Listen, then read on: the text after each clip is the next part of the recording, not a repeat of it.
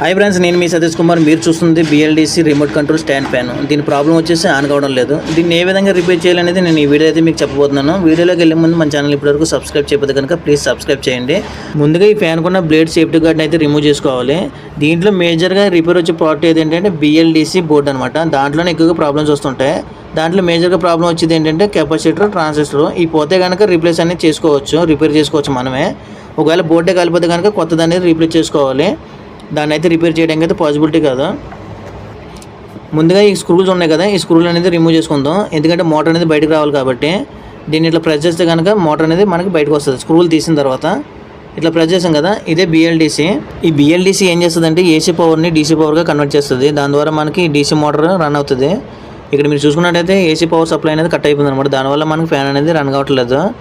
ఇది రిమోట్ ద్వారా పనిచేస్తుంది కదా. ఈ రిమోట్ కనెక్షన్ ఏ విధంగా ఇవ్వాలంటే ఇక్కడ చూస్తున్నారు కదా, ఇది రిమోట్ సెన్సార్ అనమాట. మన రిమోట్లో ఆపరేట్ చేస్తే దీని ద్వారానే సిగ్నల్స్ తీసుకుని మనకి ఫ్యాన్ అనేది ఆన్ అవుతుంది. నేను కనెక్షన్ కట్ అయింది కదా, కనెక్షన్ అయితే నేను ఇచ్చాను. ఫ్యాన్ అయితే ఇప్పుడు ఆన్ చేసి చూస్తే రన్నింగ్లో అయితే ఉంది.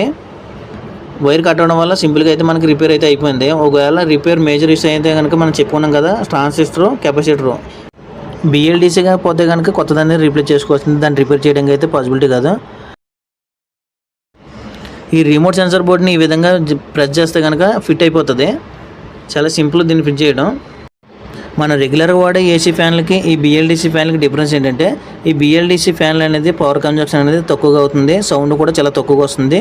దాని తగ్గట్టు దీనికి రిమోట్ ఇవ్వడం కూడా దీనికి హైలైట్ అనమాట.